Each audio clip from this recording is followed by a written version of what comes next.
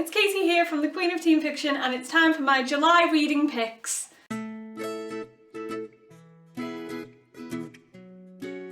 So, as you probably know if you've been hanging around on this channel, I've been doing Camp NaNoWriMo this month. So I haven't really had much reading time at all because I've been focusing all of my spare time into writing my own story. But I actually have read 2 books that I've really adored this month, so I'm going to share them with you. The first book is Revived by Sarah Knopf.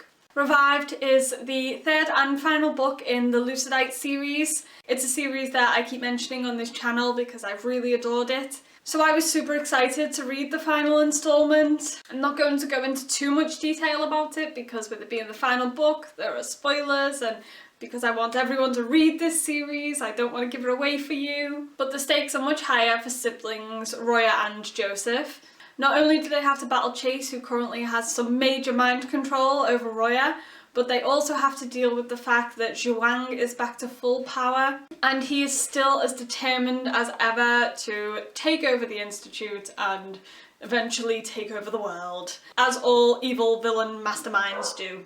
So this book wraps everything up really perfectly and gives us a great conclusion. As I've said before, I really love the characters in this story. I think every single character is really strong. There aren't any dull characters in it at all. And we get to see everybody's personal journeys throughout this book, which is really great. There was a lot more about Joseph and his personal life, which I really loved getting to read because I adore Joseph. He's been one of my favourite characters in this series. What we also get to see in Revived is the fallout from the cliffhanger that finished up Stunned, the 2nd book. It was a very big cliffhanger that was clearly going to alter Roya and Joseph's life. So it's been great getting to read how they've reacted to that. Again, it's quite difficult for me to explain it because I don't want to spoil anything. But in general, I have just really adored this series, and I can't stress enough how much I think everyone should go and read it. I will actually be hosting a giveaway for the first book in the series, Awoken, at some point on this channel. It should be coming up next month. So I hope you'll all go and enter that because I want somebody to win. Also, if you haven't seen my previous videos and you haven't heard me mention the Lucidite series before, so therefore you have no idea what I am talking about right now, I have reviewed the series on my blog, so I will post links in the description area to those reviews so you can find out more about the series. So the 2nd book that I have read and adored this month is The Girl Who Ignored Ghosts by Tansley. Now the synopsis for this book just intrigued me straight away because it includes a murder mystery which is 129 years old, ghosts, and time travel.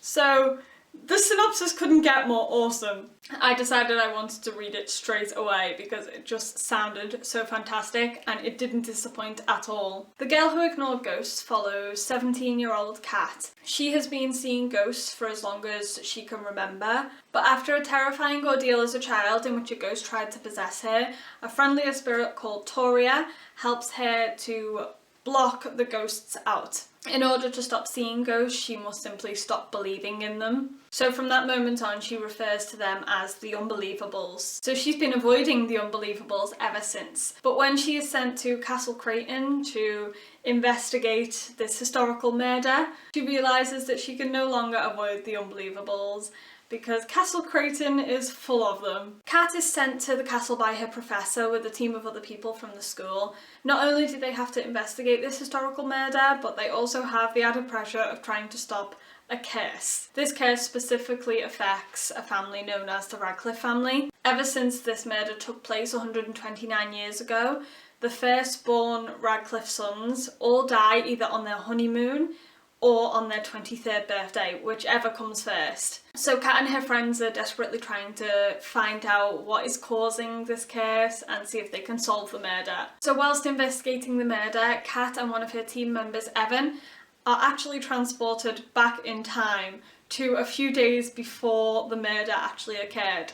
And they have to sort of live life through the eyes of their ancestors. It is such an exciting story. I really adore stories that feature ghosts and anything historical, so historical murder mysteries are definitely my thing. And the fact that we get to time travel in the story and actually experience the murder mystery through the eyes of the modern characters as well, that was really awesome. I found that a really exciting twist.